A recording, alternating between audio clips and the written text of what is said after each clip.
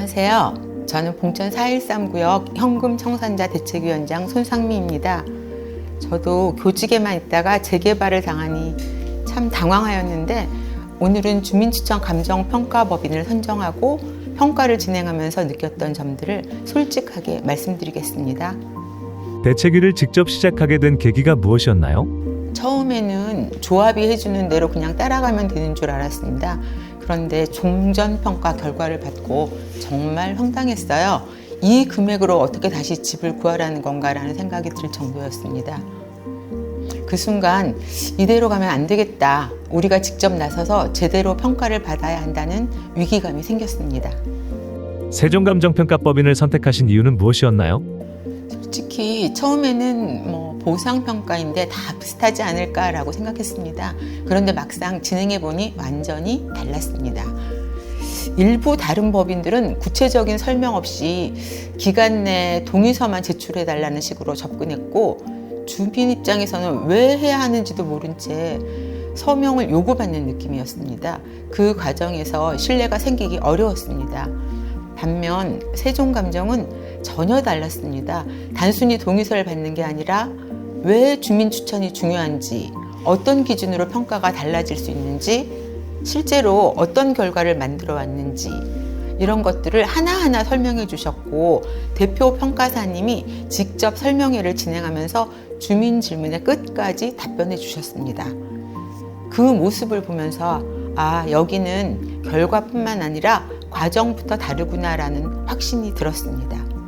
동의서를 얻기 힘들었을 텐데 그 과정은 어땠나요?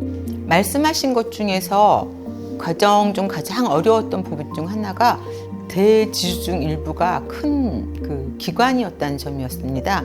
개인 소유자와 달리 기관은 내부 검토 절차도 많고 의사결정까지 시간이 오래 걸리기 때문에 동의서를 받는 것 자체가 쉽지 않은 상황이었습니다. 사실 중간에는 이건 현실적으로 어렵겠다라는 생각도 들었습니다. 그런데 세종감정에서 단순히 기다리는 게 아니라 기관 특성에 맞는 접근 방향을 같이 준비해 주시고 직접 함께 찾아가 설득하여 결국 동의서를 받아주셨습니다. 이 부분이 이번 과정에서 가장 인상 깊었던 성과 중 하나라고 생각합니다. 세종감정의 협의보상평가 결과로 달라진 것은 무엇인가요? 저 같은 경우는 2024년 5월 기준인 종전평가 금액이 약 25억 약간 상회하는 정도였는데요. 협의보상평가에서는 1년 만에 약 41억 원으로 올라갔습니다. 단순 계산으로 금액으로 한 16억 원, 비율로는 62% 이상 상승한 결과입니다. 또 다른 대지주부는 60억 원에서 100억 원 수준으로 올라가면서 금액으로 40억 원, 비율로는 약 64% 상승했습니다. 사실 저희도 이렇게까지 차이가 날 거라고는 예상하지 못했습니다. 이 결과는 세종감정에서 사례조사부터 근거 제시까지 적극적으로 대응하고 끝까지 평가 금액을 지켜낸 결과라고 생각합니다.